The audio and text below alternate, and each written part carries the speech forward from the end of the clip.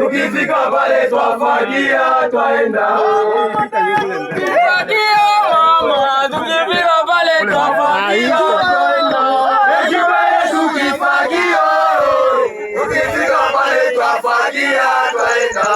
Hawa mnawaona pale ni kundi ya wazalendo hapa Kalima 1 kilometre 101 na vile ya Kini.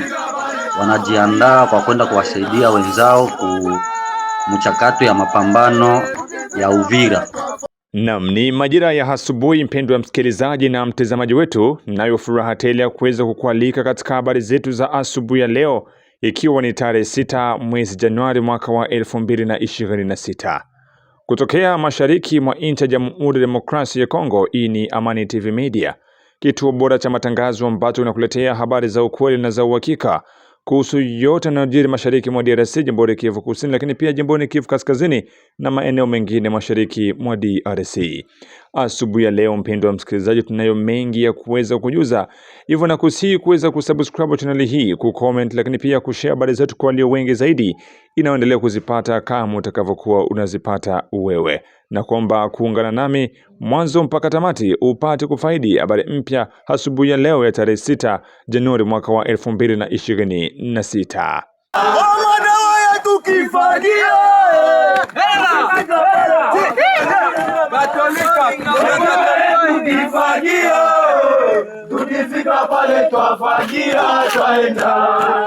Bila shaka natumai utakuwa salama usalimini popote ambako endelea kutusikiliza kwa muda na saa kama hizi.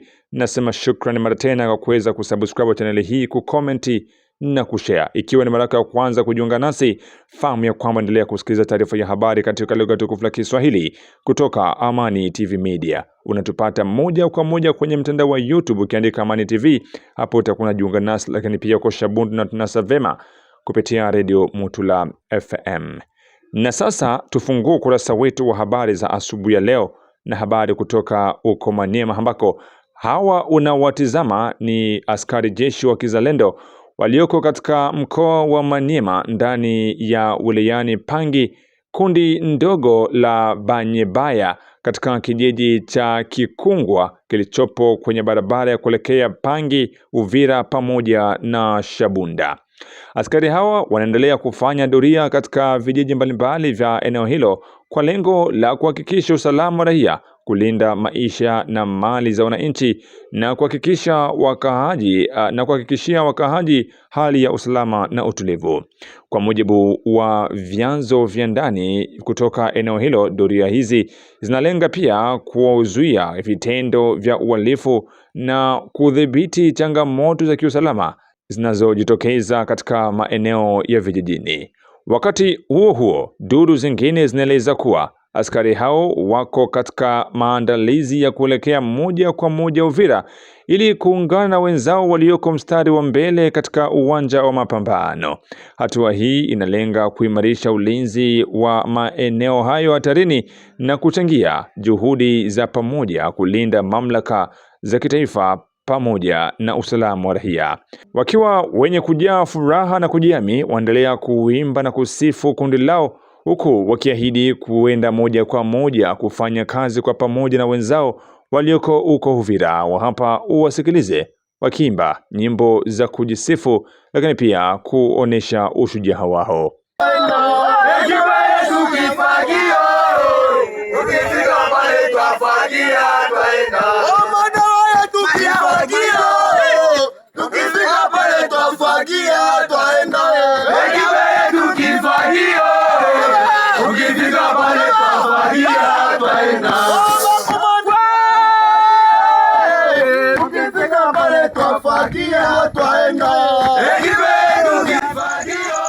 Hawa mnawaona pale ni kundi ya wazalendo hapa Kalima 1 kilometre 101 na vile ya Kini.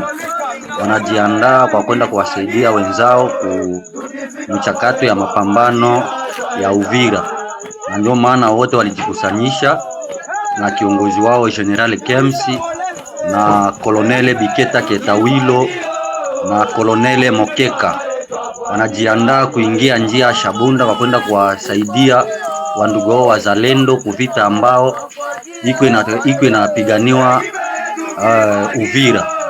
Na ndio wale mnawaona pale, wakongomani wote wiko wima kusudi ya kumtosha Mutusi ndani ya nchi yetu asiendelee kututawala.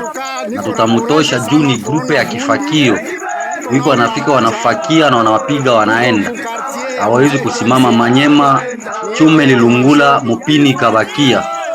Muti inabakia chume na lungula. Ndio ile grupe munaiona pale. Wanakuya kwa mapambano zaidi ya kuwafukuza waasi wa M23 na wa AFC. Ni mzee Diketa yeo iko pale. General kupata inaomba utamuona mzee Diketa yeo yuko hapa. Ni makomando kwa siri. Komando kwa siri. Niko nabo pamoja. Mie peke Colonel Mokeka Ilunga ndio iko nabo hapa. Mzee Colonel Mokeka Ilunga ndio iko nabo na iko aba filmer.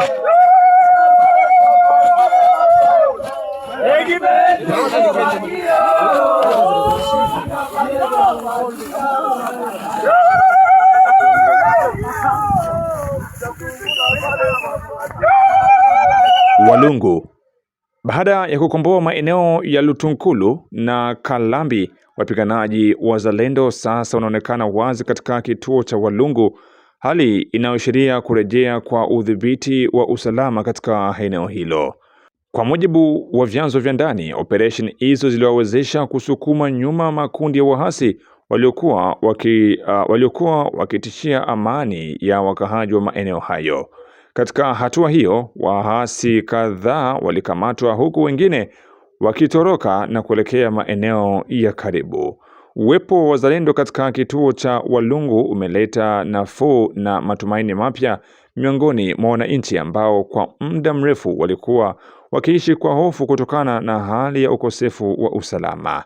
Vikosi hivyo vinaendelea kufanya doria katika maeneo mbalimbali ili kuzuia kurejea kwa wahasi na kuhakikisha usalama wa watu na mali zao. Wakati huo huo, wananchi wanahimizwa kuendelea kushirikiana na vikosi vya ulinzi kwa kutoa taarifa zozote zinazoweza kusaidia kuimarisha amani. Mamlaka za eneo hilo zinaeleza kuwa juhudi za kurejesha utulivu zinaendelea huku msisitizo ukiwekwa kwa ulinzi wa raia na kuimarisha utawala wa sheria katika eneo hilo la Walungu.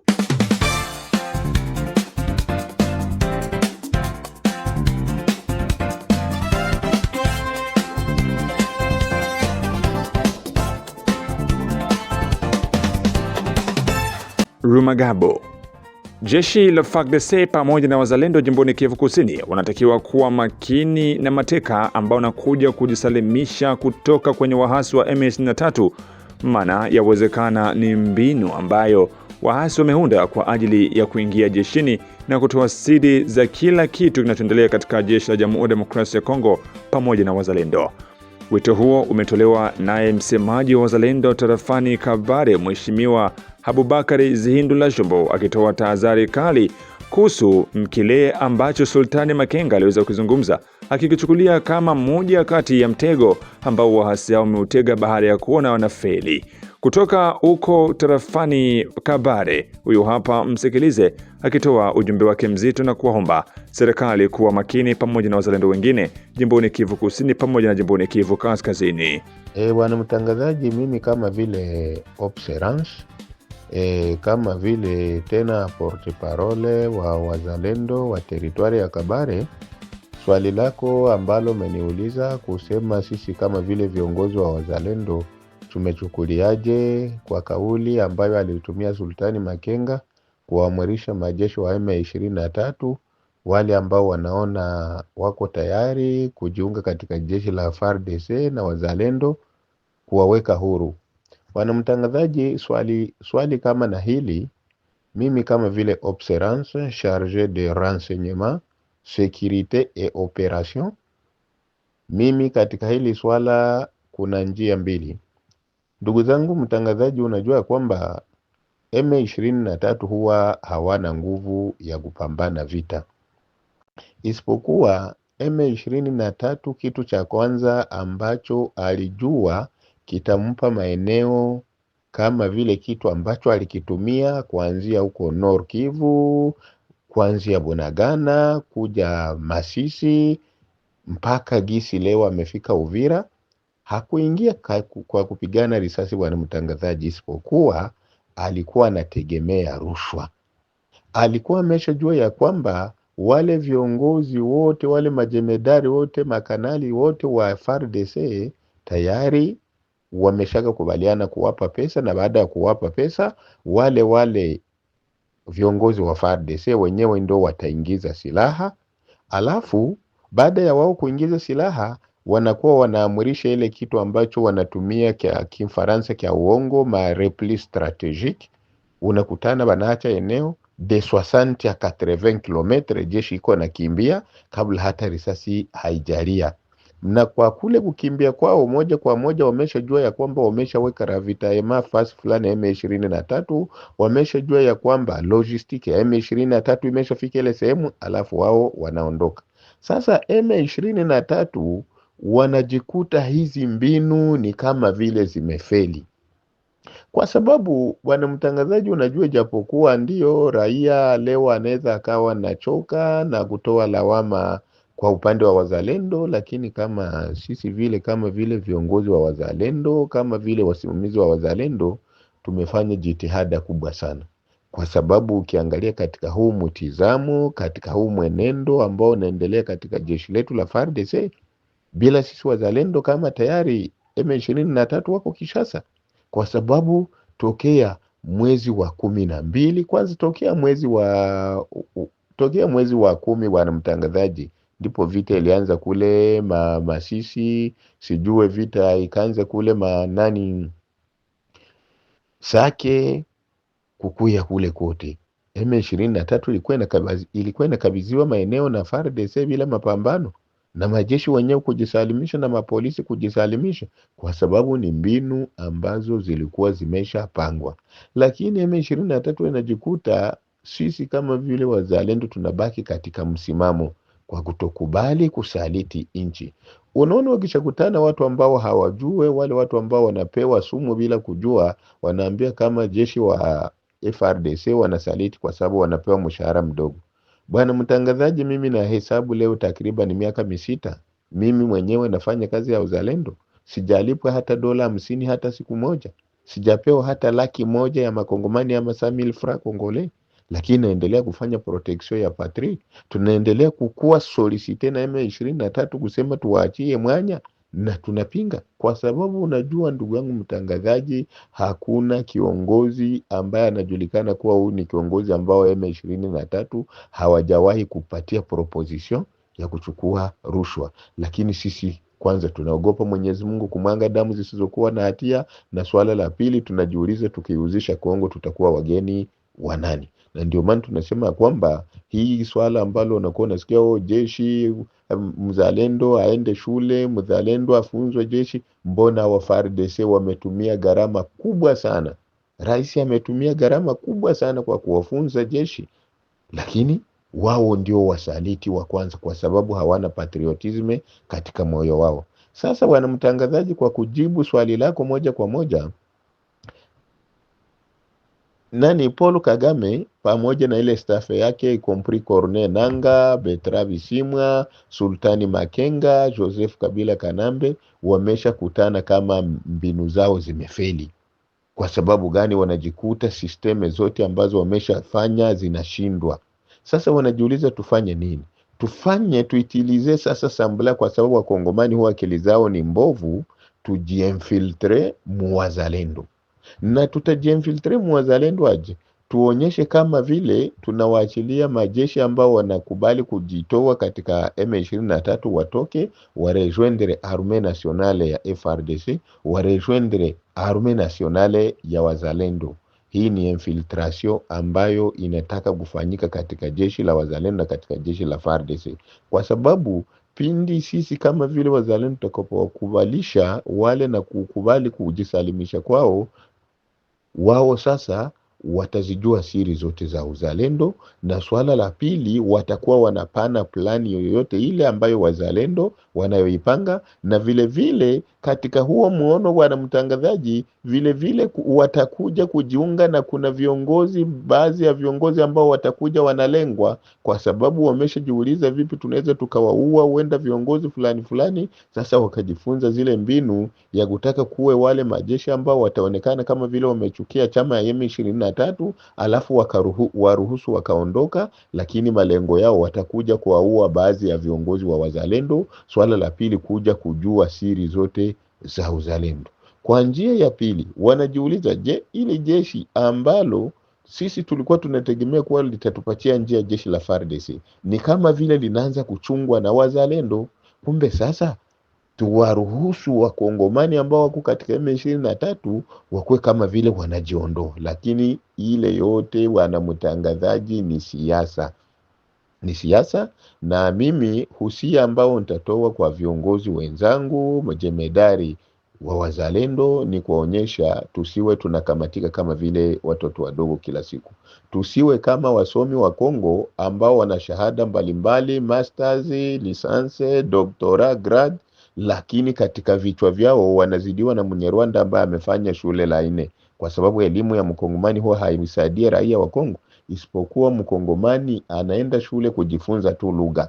Kwa sababu kwa elimu ambazo leo wanasifia wakongomani, sisi kama vile raia wa Kongo, kama vile wazalendo wa Kongo, kama leo hatusumbuliwa na nchi kama vile Rwanda. Lakini ukiangalia wanamtangazaji kuanzia kujeshi letu, kuanzia kuwana siasa wetu, hii kompri wa depute nationaux, wa depute provinciaux na wa ministre, ndugu yangu, katika vichwa vyao hamuna kitu chochote isipokuwa ni kusaliti tu ili wapewe pesa. Na ndio maana mimi husia ambao nitatoa kwa ndugu zetu wazalendo, kwa viongozi wenzangu, pindi wale watu wakikuja kujisalimisha, tutawapokea wakija, lakini itaomba kwanza kuwaweka kuma residence surveillée. Itabidi kwanza na sisi tufanye organization kwanza ya kuwaweka mkantonema gisi kama vile M23 inafanyaka, kwa sababu kukionekana mtu anaenda kujiunga kwa M23 kwanza wanampeleka Rumangabo, baada ya miezi miwili, miezi mingapi, na kukiwa uwanja wa vita ule ndio wanakuwa wanapeleka mbele, kwa sababu aende akufe wa kwanza. Ndio hivyo bwana mtangazaji.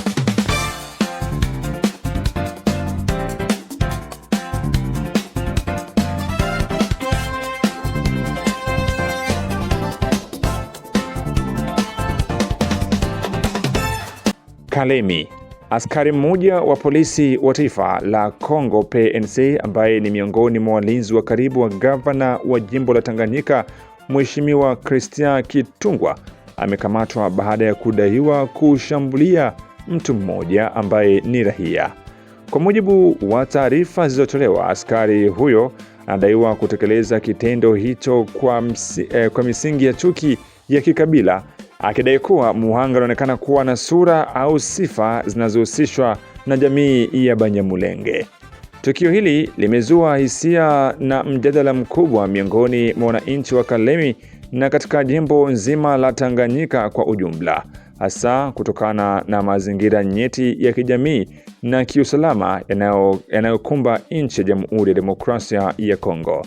Inaripotiwa kuwa Gavana Christian Kitungwa mwenyewe amesisitiza kuwa askari huyo achukuliwe hatua za kisheria na afikishe mbele ya vyombo vya sheria kwa tuhuma za kuchochea chuki za kikabila. Hatua hiyo inalenga kuonyesha wazi kuwa hakuna uvumilivu kwa vitendo vya ubaguzi na kwamba kila mtu yuko sawa mbele ya sheria. Mamlaka za usalama zinaeleza kuwa uchunguzi unaendelea ili kubaini ukweli wowote, huku ikiwahakikishia wananchi kuwa serikali ya jimbo ipo tayari kulinda amani, ushirikiano wa kijamii na kuishi pamoja na wananchi wote bila kujali kabila wala asili yao. Mashirika ya kiraia na wadau wa haki za kibinadamu wanakaribisha hatua hiyo, wakisisitiza umuhimu wa kupambana na hotuba za chuki na vitendo vinavyoweza kuhatarisha umoja wa kitaifa.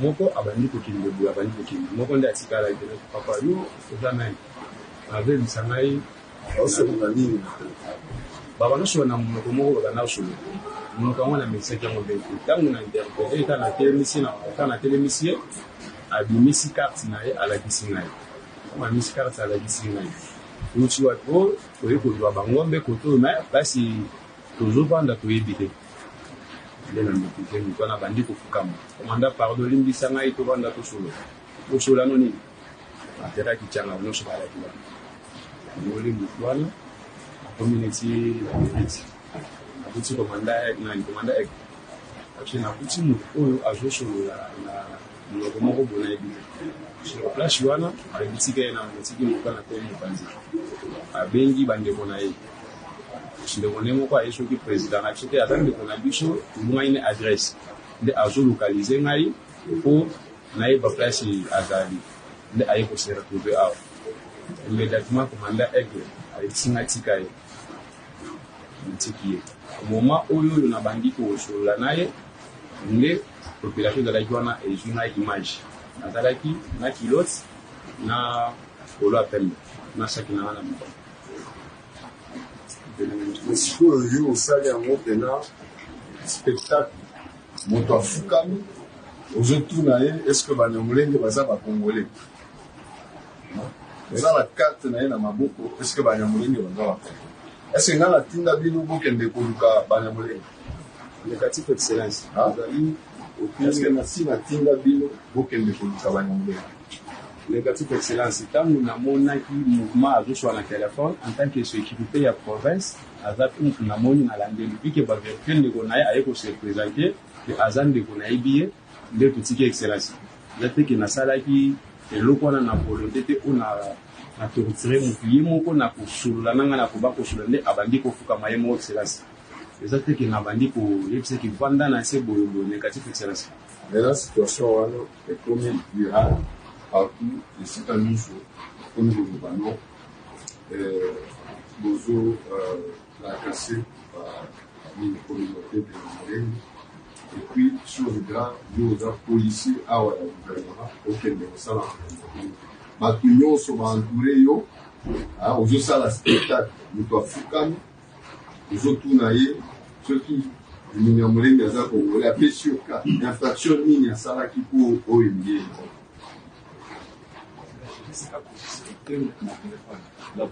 c'est déjà depuis hier lobby na bandaki kopesa yo na conseil nayebi sio ke na moni ekendeli na yo eza mabe boli eza lobby na bandi oconseille nabi ekendeli na yo eza mabe soki okontinue bongo na ozongisa yo tala toza mosika te lelo okoti na biloko donc ekomi sikoyo natika yo na maboko la justice okende koexplike makambo wana awa nanga na famille ayaki kose mosali mpa na yo nakisi nasali kimche eleki en pleine population so abanda ngona soki nazalaki nasali eloko mwa mabembele population ebele baza papa ye ngai bango ifo explike soki bango batali yango ke eza bien te baolibera longo ezonga mosala nga naza na problème te me makambo ekomi keno vala bisika nyonso bango mikoleka donc kende na niveau ya voilà pour expliquer bango ndenge makambo ezalaki bango bakoreleve bake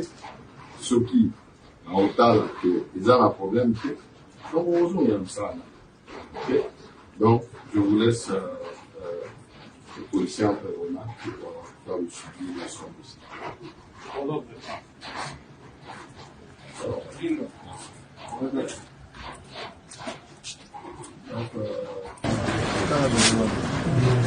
Oui, c'est ce que je dis, mais est-ce que il a quelque chose dans ses poches. Kinshasa. Kapteni Antony Mwalushai ambaye ni msemaji wa operesheni za kijeshi dhidi ya kundi la wanamgambo la Mobondo katika jimbo la Kwango amehitwa moja kwa moja mjini Kinshasa. Hatua hiyo imechukuliwa kufuatia matamshi yake ya hadharani ambapo alishutumu baadhi ya watu wa karibu na rais wa Jamhuri ya Demokrasia ya Kongo Felix Antoine Tshisekedi kwa kudaiwa kulisaidia na kulifadhili kundi hilo la Mobondo. Katika kauli zake, Kapteni Mwalushai alieleza kuwa kwa mujibu wa tathmini ya vikosi vya wanajeshi wa Jamhuri ya Demokrasia ya Kongo FARDC, kundi la Mobondo si genge la kawaida bali ni wahasi waliopangwa vizuri wenye muundo na mkakati wa kijeshi. Kauli hizo zilisababisha mjadala mkubwa ndani ya nchi, hasa kutokana na uzito wa mada iliyogusiwa na mazingira nyeti ya kiusalama yanayoendelea kushuhudiwa katika maeneo ya Kwango na majimbo jirani. Kwa sasa hakuna maelezo ya kina inayotolewa rasmi kuhusu sababu kamili ya kuitwa kwake Kinshasa, lakini vyanzo vya ndani vinaeleza kuwa ni katika mpango wa mashauriano na tathmini ya mawasiliano ya kijeshi ili kulinda nidhamu, mshikamano na uwajibikaji wa ndani ya jeshi. Mamlaka za kijeshi zinasisitiza kuwa mapambano dhidi ya makundi yenye silaha yanaendelea, huku zikiwahakikishia wananchi kuwa FARDC inaendelea kuchukua hatua zote muhimu kulinda usalama wa raia pamoja na mali zao.